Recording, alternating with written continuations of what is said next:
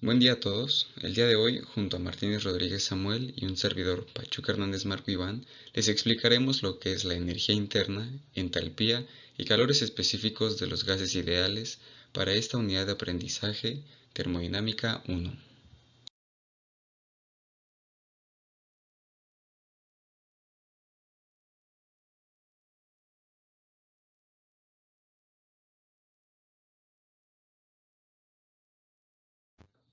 Como objetivo, se busca la comprensión de lo que es la entalpía, la energía interna y el calor específico de un gas ideal a través de modelos matemáticos que den sustento a cada uno de los fenómenos físicos, los cuales a su vez estarán acompañados de ejemplos y problemas acorde con lo explicado. Bien, antes de dar inicio con la explicación de la entalpía, la energía interna y el calor específico, es preciso recordar lo que es un gas ideal, que se define como una sustancia en fase gaseosa en el que las moléculas muestran un comportamiento estable a condiciones normales de temperatura y presión, donde su modelo matemático es presión por volumen específico igual a R que multiplica a T, siendo R la constante del gas y T temperatura. Bien, en la parte inferior encontramos dos modelos matemáticos sumamente similares al que define al gas ideal previamente explicado. Pues bien, la diferencia radica en que para el primero que encontramos en la parte inferior tenemos una B mayúscula, siendo este el volumen del gas, ya no específico, por lo que queda que la presión multiplica el volumen igual a M, siendo este la masa del gas, por R por T. Ahora bien, en el siguiente encontramos el mismo volumen, la misma B, pero del lado derecho encontramos una N, al igual que una RU. Pues bien, la diferencia es esta. Del lado izquierdo tenemos que la presión multiplica el volumen y eso nos da una equidad en el lado derecho a N siendo el número de moles y R subíndice U. R subíndice U es la constante universal del gas que multiplica a la temperatura. Ahora bien, si por ejemplo nosotros tomamos el segundo modelo matemático, presión por volumen es igual a masa por la constante del gas por temperatura y despejamos la masa por la constante, obtendremos que la presión multiplica el volumen y a esto lo divide la temperatura. La razón de realizar este despeje es que cuando en un sistema cerrado un gas es sometido a una energía, en este caso en forma de calor, la masa del gas siempre permanecerá constante, sin embargo el volumen cambiará en el tiempo, por lo que tanto la masa como la R se contemplan como una constante y que justamente tras este sistema ser sometido a una energía en forma de calor, nos brindará condiciones iniciales y condiciones finales para las propiedades de presión, volumen y temperatura. Por lo que al despejar la masa que multiplica la constante del gas, obtenemos el cociente de la presión por el volumen sobre la temperatura. Es así como en el lado derecho podemos visualizar que tenemos condiciones iniciales marcadas con el subíndice 1, dando una equidad del lado derecho a condiciones finales marcadas con el subíndice 2, por lo que la presión inicial por el volumen inicial sobre la temperatura inicial nos da una equidad a la presión 2, volumen 2, sobre temperatura 2, siendo estas las condiciones finales. Esto es importante, puesto que más adelante estaremos viendo cómo esta constante del gas forma una parte clave en el cálculo de los problemas que involucran a los gases ideales. Seguido con la definición de gas ideal, necesitamos conocer un siguiente concepto clave en el estudio de los gases ideales. Este es la capacidad calorífica, que se define como la cantidad de calor necesario para elevar 1 grado centígrado la temperatura de un cuerpo. Ahora bien, Existe capacidad calorífica a presión constante, conocida como C subíndice P, y capacidad calorífica a volumen constante, C subíndice V. Esto es dado la naturaleza del sistema que está en estudio. Ahora bien, recordando que el calor Q es igual a C, la constante de capacidad calorífica, que multiplica a delta T, la diferencia de temperaturas de las condiciones finales frente a las condiciones iniciales. Al realizar el despeje de la constante, obtenemos que C es igual al cociente de Q, calor, sobre el delta T. Y así, las unidades son Joule sobre Kelvin. Además, tenemos que la constante universal de los gases es igual a la diferencia entre C subíndice P menos C subíndice V. De aquí podemos deducir con facilidad alguna constante de capacidad calorífica, ya sea la de presión constante o volumen constante, pues nosotros ya conocemos el valor de la constante universal de los gases. Sin embargo, no en todos los problemas ese dato estará disponible, lo cual dificultará dar solución a dicho problema. Es por ello que ambas constantes de capacidades caloríficas están presentes en tablas de valores dedicadas a ello, por lo cual cuando un dato sea requerido y no esté presente, habremos de recurrir a ese tipo de tablas. Además de que este tipo de tablas, al brindarnos el valor específico del tipo de gas involucrado, haremos que nuestros cálculos adquieran un mayor grado de precisión frente a un cálculo manual nuestro a través de modelos matemáticos. Continuando, la relación entre la capacidad calorífica a presión constante sobre la capacidad calorífica a volumen constante se denomina como exponente adiabático gamma, ya que aparece en las relaciones de procesos adiabáticos. Como previamente se visualizó, en ecuaciones de estados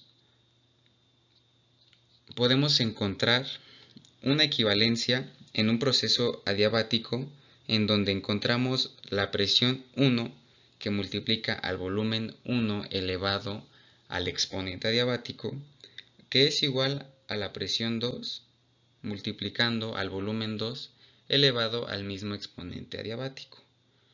Pues bien, justamente es aquí donde, según el tipo de gas, vamos a tener un comportamiento y por ende va a adquirir determinados valores. Estos valores van desde 1 para gases poliatómicos hasta 1.67 para gases monoatómicos. Como corolario, encontramos que el exponente adiabático de un gas monoatómico siempre tiene el valor de 5/3.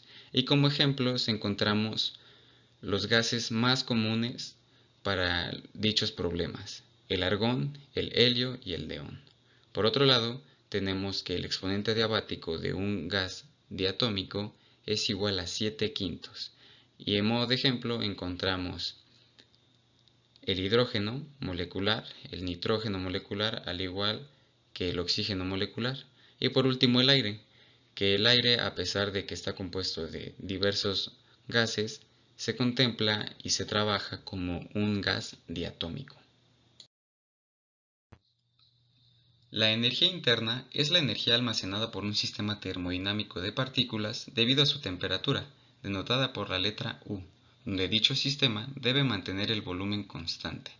La energía interna, U, es el resultado de la sumatoria de tres distintas energías, las cuales son energía de vibración molecular, más la energía cinética molecular, más la energía potencial molecular. Cabe recalcar que nosotros no estaremos realizando el cálculo de estas tres distintas energías, sino únicamente de la energía interna U. Su modelo matemático es delta U, que es igual a la constante calorífica a volumen constante que multiplica a delta T. También tenemos delta U con mayúscula, que es igual a la masa que multiplica a delta U. Con unidades podemos encontrar kilojoule sobre kilogramo, al igual que kilocaloría sobre kilogramo y también kilojoule. Kilojoule es únicamente para el cálculo de delta mayúscula U, donde, bueno, una caloría es igual a 4.18 joules. La entalpía se define como la cantidad de energía que un sistema termodinámico a presión constante intercambia con los alrededores en forma de calor. Se denota con la letra minúscula H. Su modelo matemático es H minúscula es igual a U, energía interna, más la presión por volumen. Delta H es igual a la constante calorífica a presión constante que multiplica a delta T. Como unidades encontramos kilojoule sobre kilogramo o kilocaloría sobre kilogramo. Con la información recabada, previamente explicada, podemos dar solución a un primer ejercicio que trate con estos fenómenos físicos previamente explicados. En este caso, en el ejemplo 1, tenemos que la temperatura de 2 kilogramos de neón aumenta de 20 a 180 grados Celsius. Calcula el cambio de energía interna total del neón en kilojoules. Y pregunta, ¿sería diferente el cambio de energía interna si se sustituyera el neón por argón? Pues bien, demos solución a este problema. Bien, como datos tenemos a la masa, que es igual a 2 kilogramos, a la temperatura inicial de 20 grados Celsius y a la temperatura final de 180 grados Celsius.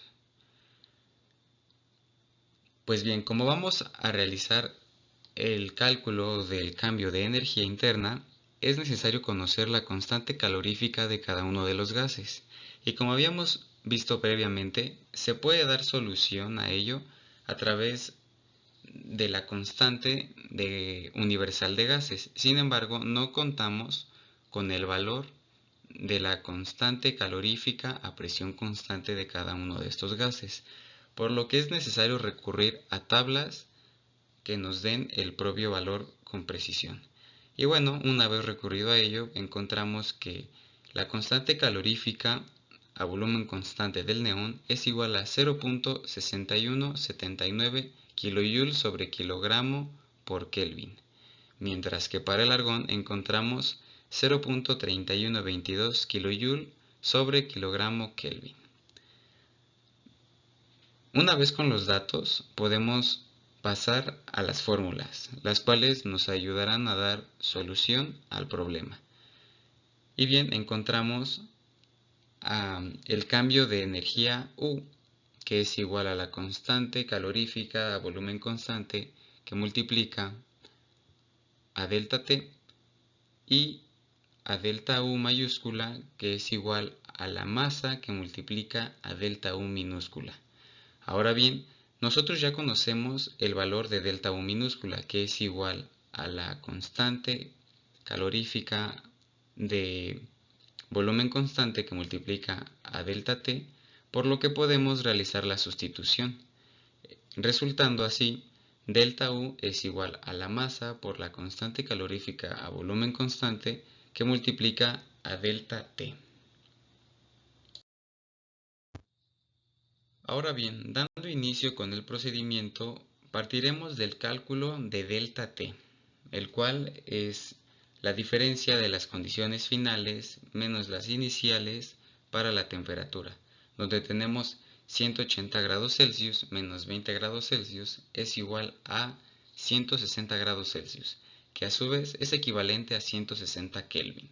La razón por la cual se ha optado por no realizar la conversión de las temperaturas a de grados Celsius a grados Kelvin es porque la delta T siempre va a ser la misma sin importar las unidades que estemos manejando. Entonces, resulta poco eficiente realizar esa conversión, pues al final obtendremos el mismo resultado. Y como tarea en casa, ustedes pueden realizar estas conversiones y comprobar cómo, aunque las temperaturas se encuentren ya en Kelvin, al hacer la diferencia terminarán con el mismo resultado. Entonces, es por ello que nosotros no hemos optado por hacer la conversión desde un principio, por efectos de practicidad. Ahora bien, seguido con el cálculo, para el neón encontramos que esa diferencia de energía interna, con la fórmula previamente dada, realizaremos la sustitución de la masa, 2 kilogramos, la constante calorífica a volumen constante de 0.6179 kJ sobre kilogramo Kelvin por el diferencial de T. En este caso es 160 Kelvin, dándonos así este producto un resultado de 197.728 kJ. Mientras que para el argón tenemos la misma masa de gas junto con la misma delta T, sin embargo con una constante calorífica de volumen constante distinta, en este caso de 0.3122 kJ sobre kilogramo Kelvin. Una vez realizados estos cálculos, encontramos que esa diferencia de energía es igual a 99.904 kJ. Y bien, respondiendo a la pregunta, claro que sí es distinto la diferencia de energía interna, puesto que sus constantes caloríficas son distintas sin importar que tanto la masa como la diferencia en temperaturas permanezcan constantes.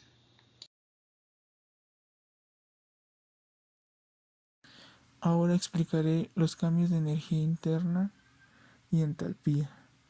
Para un gas ideal, no solamente la energía interna depende de la temperatura, sino que también la entalpía y los calores específicos a volumen y presión constante. Esto si tomamos la definición de entalpía y la ecuación de estado de un gas ideal, podemos hacer una sustitución en el que la entalpía es igual a la energía interna más la constante del gas por la temperatura. Ya que la energía interna depende de la temperatura, podemos deducir que la entalpía también depende de la temperatura. Si tomamos en cuenta que para un gas ideal, las ecuaciones que definen los calores específicos en función de la energía interna y la entalpía son las que se muestran aquí, podemos concluir en que estos calores específicos son en función de la temperatura.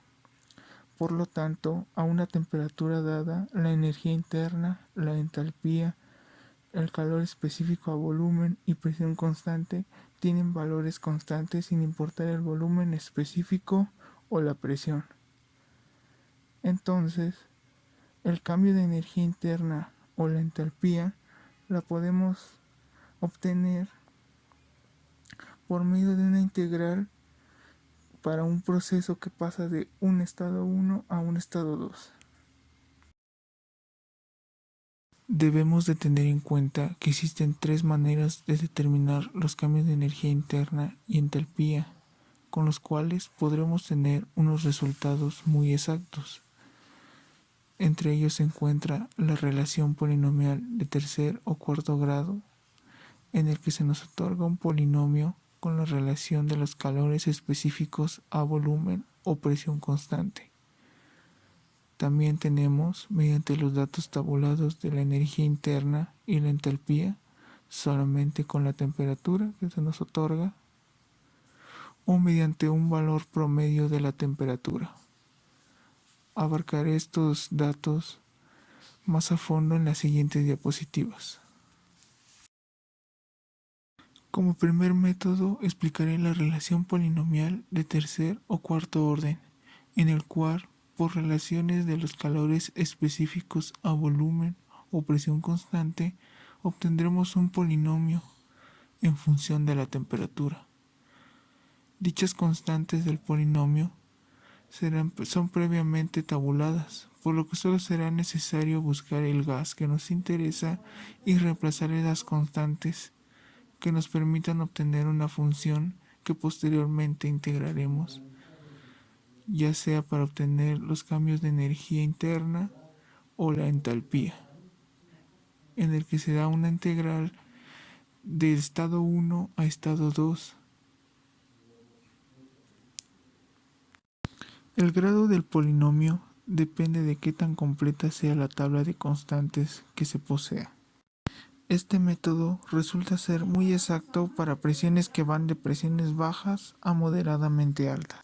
Sin embargo, es uno de los más tediosos al momento de hacer los cálculos manualmente, aunque bueno, es muy recomendable para cálculos por computadora, debido a su exactitud.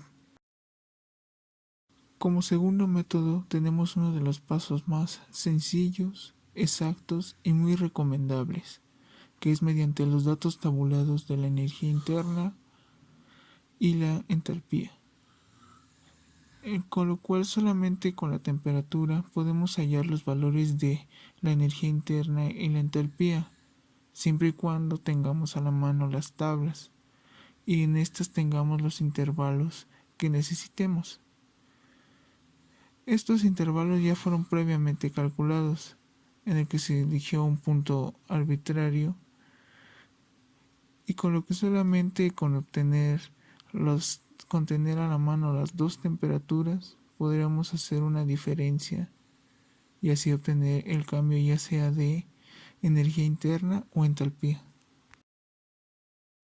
Como último método tenemos mediante un valor promedio de la temperatura entre el estado 1 y el estado 2, con la finalidad de encontrar un calor específico a volumen constante o presión constante promedio, que se encontrará ya tabulado y podemos introducirlos en las siguientes fórmulas. Ya sea el cambio de energía interna, donde se toma el calor específico a volumen constante promedio por la diferencia de las temperaturas, o el cambio de entalpía, donde se toma el calor específico a presión constante promedio por la diferencia de las temperaturas. Cabe recalcar que este método debe usarse en intervalos de temperatura pequeños, no mayor a 200 grados. Para los calores específicos de gases como el argón, el helio o el neón, en estos permanece constante en el intervalo de temperatura. Todo esto podemos llegar a las relaciones de los calores específicos de los gases ideales, como en esta que para un gas ideal se tiene que el calor específico a volumen constante de un gas menos el calor específico a presión constante de un gas es igual a la constante del gas. Se debe utilizar la constante universal de los gases cuando los calores específicos aparecen en base molar, es decir, kilojoule sobre kilomol por grados Kelvin. Esto nos facilitará obtener cualquiera de estos tres valores si se conocen los de otros dos. Esto nos abre paso a otra propiedad conocida como la relación de calores específicos, K, la cual equivale al calor específico a presión constante entre el calor específico a volumen constante, siendo esencial para el diseño y evaluación de muchos procesos como los motores adiabáticos o al determinar la velocidad del sonido en un gas, por lo que sin duda será parte clave de los procesos termodinámicos.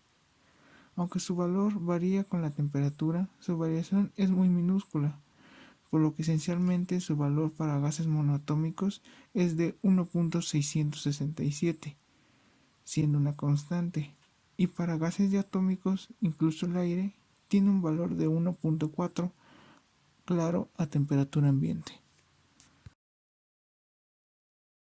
Ahora se mostrará un breve ejemplo para determinar el cambio en la entalpía, el cual dice así: ¿cuál es el cambio en la entalpía en kilojoules sobre kilogramo de oxígeno cuando su temperatura cambia de 150 a 200 grados Celsius?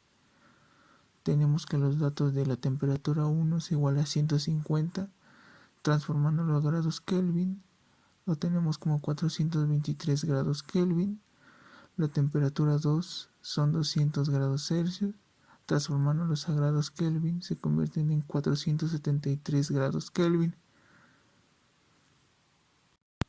Para resolverlo se empleará el tercer método anteriormente explicado, en donde se obtendrá el calor específico a presión constante promedio en base a un valor promedio de las temperaturas implicadas en el estado 1 y el estado 2, por lo que obtenemos una temperatura promedio de 448 grados Kelvin, el cual podremos buscar en las tablas y encontrar que su calor específico a presión constante promedio es de 0.955 kJ sobre kilogramo Kelvin.